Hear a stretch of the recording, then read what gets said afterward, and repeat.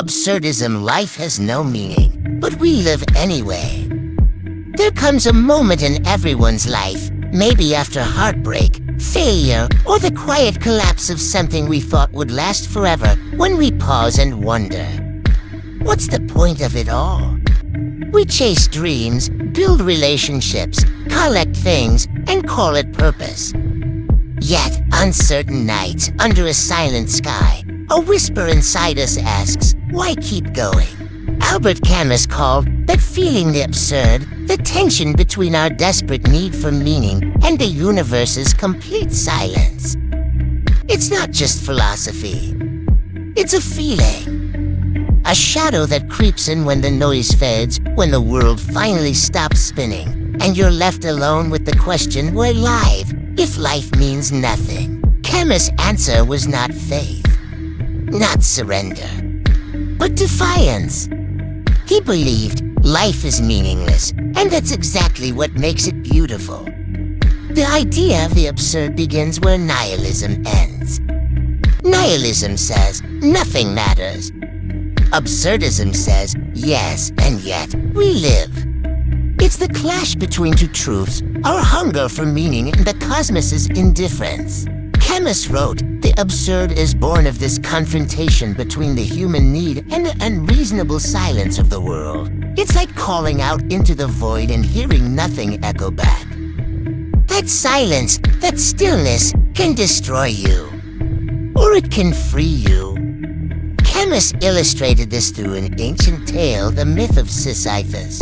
Sisyphus, condemned by the gods to roll a boulder up a mountain, watches it fall again and again. A task with no reward. A cycle with no meaning. And yet, Camus wrote, the struggle itself toward the heights is enough to fill a man's heart.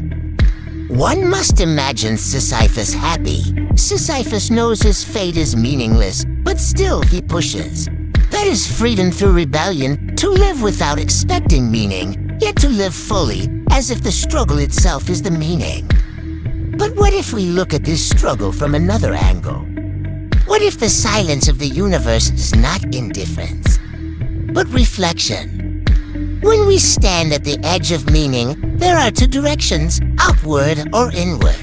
And here, the Vedic vision meets Camus in silence, yet diverges in essence.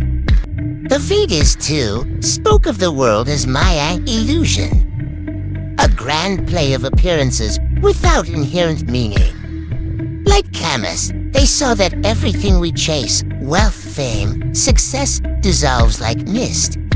But where Camus found rebellion, the Vedas found realization. They said, the world feels empty because you're looking at it from the outside.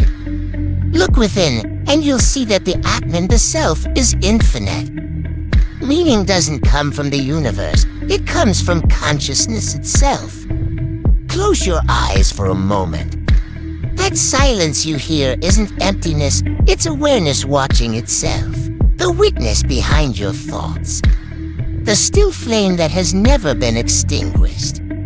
That is the Atman. The Bhagavad Gita offers a vision close to absurdism, yet rising beyond it. When Arjuna stands on the battlefield, lost in doubt, he asks Krishna, why should I fight? What purpose does this have? Krishna replies, do your duty without attachment. Live, act, love, not because it gives life meaning, but because living itself is divine. Camus would call it rebellion. The Gita calls it detachment. Where absurdism says, there is no purpose, yet we live, Vedanta says, there is no external purpose because you are the purpose. Both look at the void and choose freedom. In Camus, Sisyphus finds peace in accepting the futility of his task. In Vedanta, the seeker finds peace in realizing the self beyond the task. Camus finds freedom in saying, I will push the stone anyway. The Gita finds freedom in saying, I am not the one who pushes at all. Both meet in a single truth, freedom through acceptance. For so long, we keep asking life for reasons. But life doesn't answer, it shows. It shows through sunlight and storms, through laughter and loss. Meaning isn't spoken, it's lived. And maybe that's the answer. Because once you stop searching for meaning, you start seeing beauty. Every sunrise becomes a miracle. Every failure becomes a teacher. Every breath, a gift. Camus said, in the midst of winter, I found there was within me an invincible summer. The Upanishads said the same, Tattvam Asi, you are that.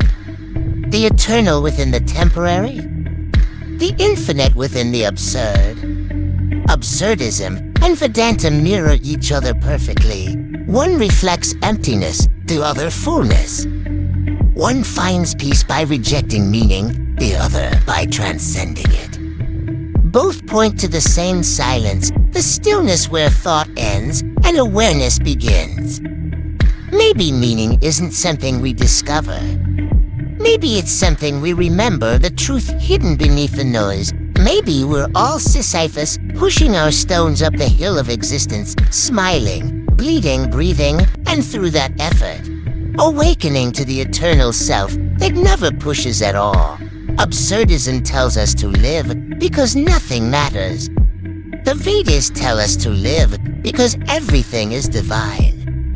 And maybe both are right, because when nothing is truly separate, you see that everything already has meaning. So don't wait for the universe to answer. It already speaks through your breath, your heartbeat, your being. Life has no meaning, no reason, no grand design. And yet, it is. And in that stillness beyond questions, the sages whispered, Aham Brahmasmi, I am that. The truth that silences all questions, dissolves all searching, and ends all fear. In that knowing, there is nothing left to prove, nothing left to chase. Because when you realize what you are, the universe no longer needs to make sense. It simply shines through you.